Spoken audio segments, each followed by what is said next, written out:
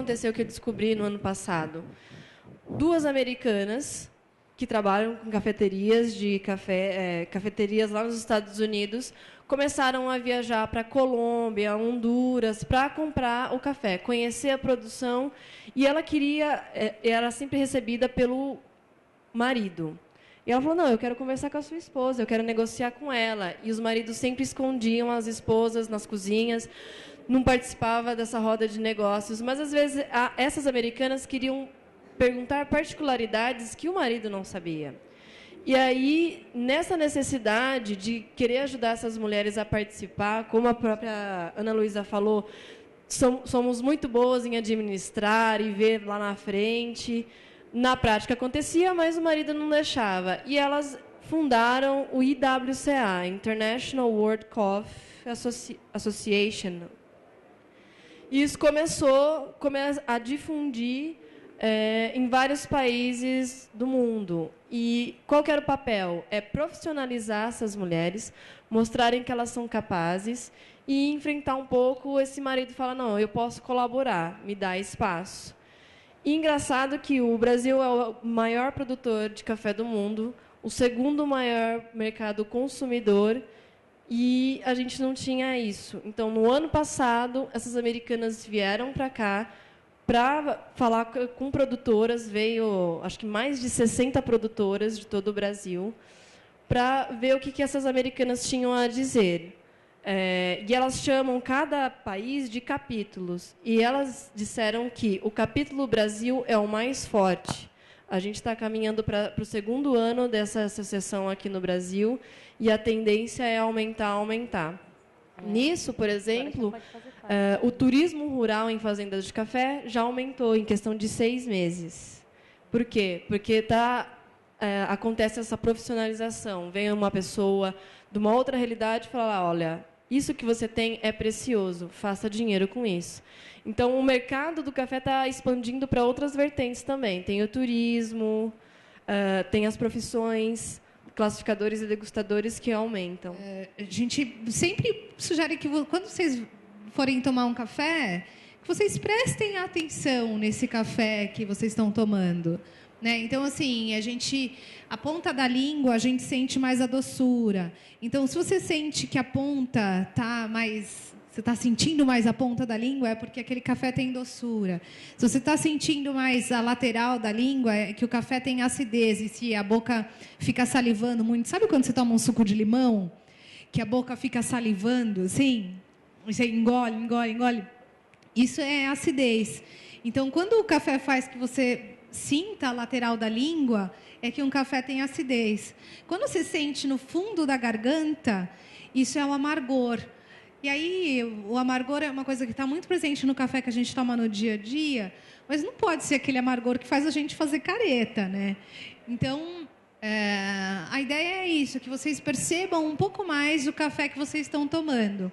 E aí, agora a gente vai abrir para perguntas. Quem quiser perguntar, fica super à vontade. É que vocês estão falando de cafés especiais desde o começo. Eu não tenho a menor ideia do que é um café especial. Não conheço café, nem vinho, nem nada. Eu estou tomando café tradicional desde sempre. Eu gostaria de saber, você me deu vontade de tomar cafés especiais, mas onde que eu começo? O que eu faço? Eu vou provar aonde? Quais que são os passos? O que eu busco? Porque, para mim, café é aquele pilão lá.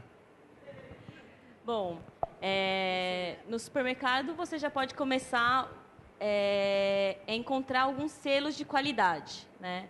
O tradicional, que seria o que você falou agora há pouco, né? Ser política, né? Não posso falar nomes. É um café, o famoso batidão, né? Que é o consumo rápido, né? Para alimentar a maioria da população.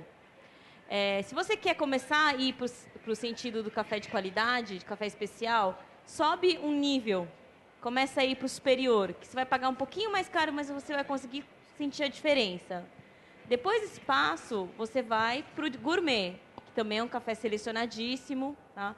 Ele só não tem certificações, que garante que na fazenda onde é colhido esse café, onde é preparado esse café, não vai ter mão de obra infantil, que você recicla a água que você vai utilizar para fazer toda a parte de lavagem do café. Se você tem outro tipo de cultura dentro da fazenda. E esse já é um outro cuidado que entra para os cafés especiais. Que, claro, tem que ser um café maduro, no ponto certo. Porque o que diferencia o tradicional, aquele primeiro, do especial? É a seleção, né? Quando a gente fala de café, fruta a gente gosta de comer sempre madura. E o café ele tem que ser colhido na época certa, na época mais doce dele. Então, um café maduro. Se a gente come um café, se bebe um café que foi colhido antes da hora, ele vai estar verde. Então, o verde, se a gente come uma banana verde, amarra a boca. Tem gente que gosta de comer banana verde, né? Eu fui esse final de semana, quarta-feira, no projeto Buscapé, e eles têm muita banana lá. Eles gostam de banana verde. Eu falei, ixi, que exemplo ruim que eu usei. Né? Então, o caqui verde, né, que amarra a boca. O café não pode ter um fruto verde. Porque o que vai afetar? O estômago. O caqui a gente consegue bloquear antes, né, porque a gente cospe antes. Mas o café a gente vai lá, coloca açúcar, não consegue bloquear. Ou um café fermentado, aquele que estragou.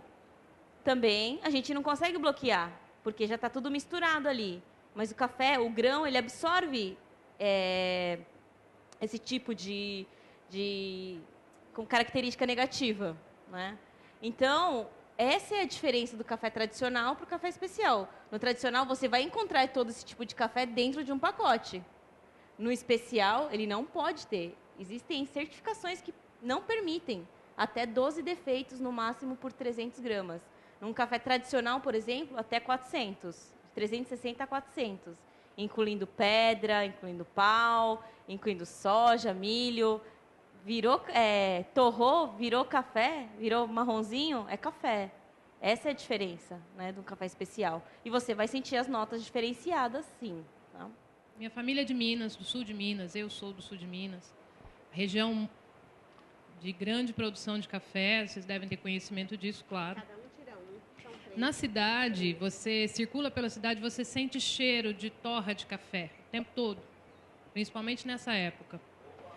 E tem muitos pequenos produtores caseiros que têm a sua pequena roça de café e planta e colhe, torra, tudo em casa e comercializa esse café. Eu já consumi muito esse tipo de café. A diferença que se percebe é uma pureza no pó, assim, aquele pó limpo, bem escuro. E às vezes você compra café desses que vocês chamam de batidão, que está todo mundo acostumado a comprar no mercado, você percebe um grão mais claro, pequenas sujeirinhas. Quer dizer, eu acredito que aquele pequeno produtor tem uma pureza de pó, mas existe isso pode me dar problema, como você falou, do grão verde. Eu vou estar melhor consumindo um café produzido por esse pequeno produtor ou de um café gourmet comprado no supermercado, por exemplo? Posso responder? Você falou de algumas coisas diferentes. Primeiro, você falou do pequeno produtor. Sem o pequeno produtor, o café não existiria, né? O pequeno produtor é o que faz mover o café hoje. Mas a gente tem dois mercados diferentes. Da mesma maneira que a gente tem um produto artesanal, a gente tem um produto industrial, e os dois podem ser bons. Então, eu acho que a gente tem um exemplo aqui, por exemplo, a Kelly é de um blog da Três Corações, que faz um trabalho super sério, oferecendo um café, tem a versão tradicional, mas que é um café bom.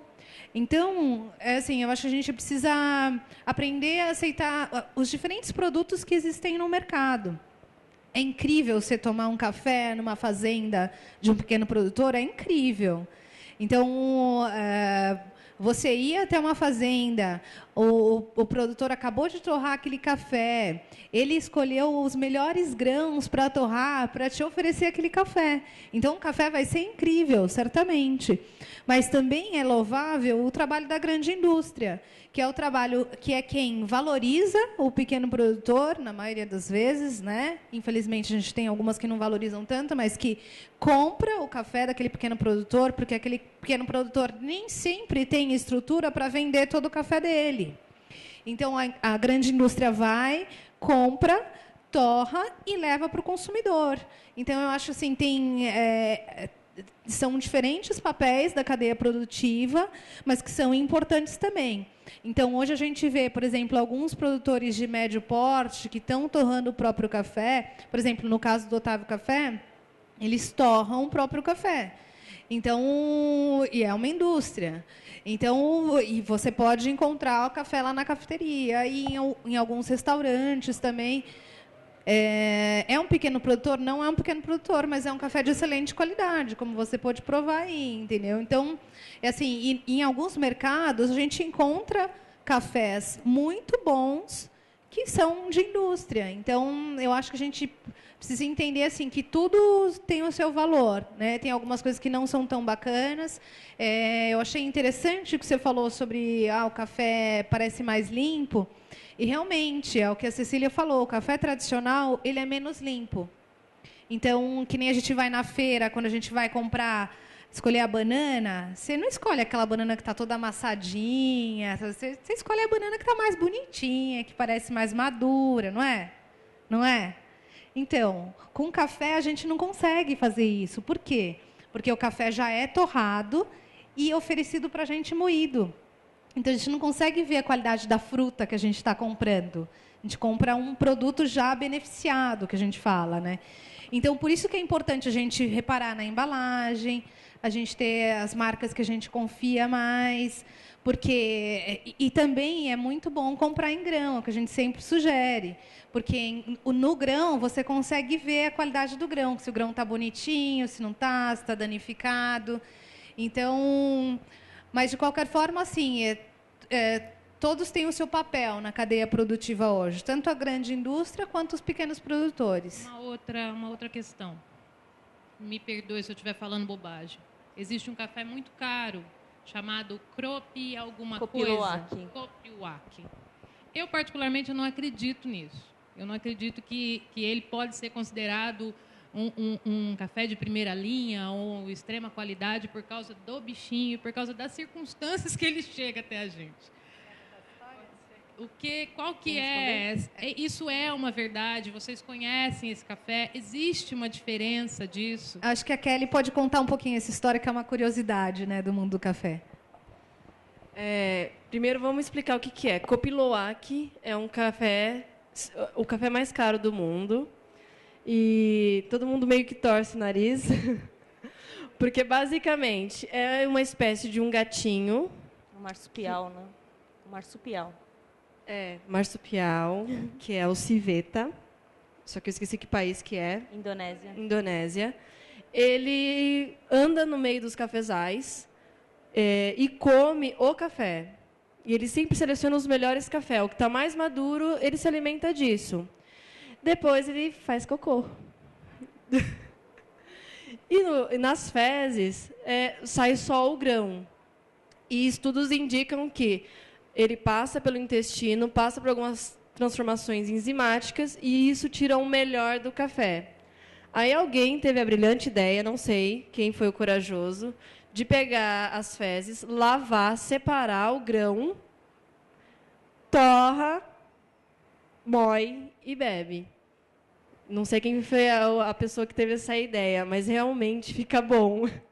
Eu sei quem foi que teve a ideia. Foi um produtor que ele ficou ferrado, que os civés iam lá comer o grão, mas ele viu que nas fezes saía o grão inteiro. E aí, a partir daí, ele fez essa experiência e começou a comercializar como um produto que foi passado naturalmente, foi feito um processo natural pelo animal. Alguém aqui teria coragem de tomar o cafezinho, o chamado cafezinho do cocô?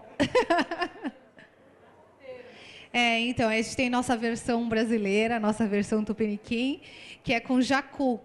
Que aí o jacu, que é mais comum nas fazendas, nas regiões das fazendas, ele come, e aí das fezes dele é retirado o grão, e aí é preparado um café, que é o café chamado de Jacu Bird Coffee. Mas, assim, é interessante porque, da mesma maneira que a gente vai procurar a fruta mais madura, quando você vai num pé, não sei se... que a gente é muito urbano, né? A gente é muito São Paulo, mas Quando a gente tem um pé de alguma fruta em casa, ou a gente vai num sítio, tem um pé de alguma fruta, você vai pegar uma fruta, qual fruta você vai pegar? A mais cheirosa, a mais bonita, né? O animal também é uma coisa instintiva.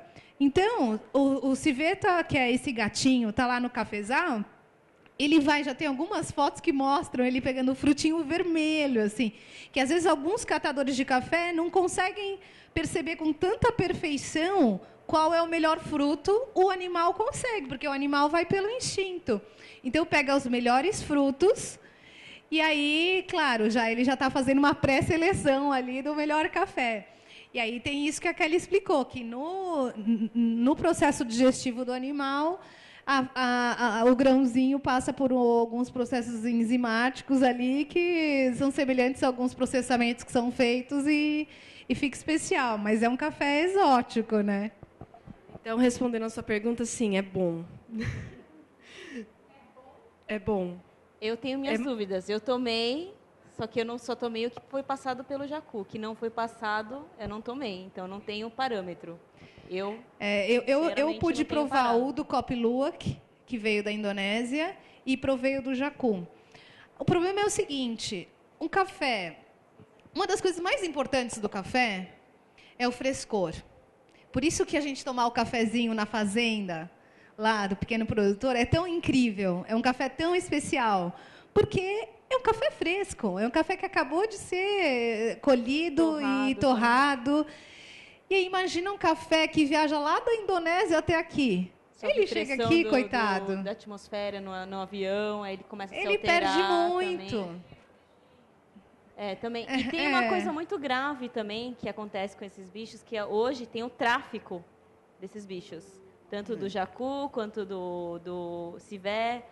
Porque o ser humano é sem vergonha nesse ponto, né? Quer ganhar dinheiro, porque hoje o quilo do jacu, por exemplo, está mais de 100 reais não.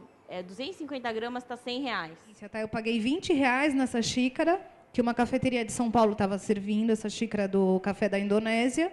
Paguei 20 reais e me arrependi amargamente, porque era um café muito velho, era um café que você não percebia aromas diferentes, você não percebia nada de especial.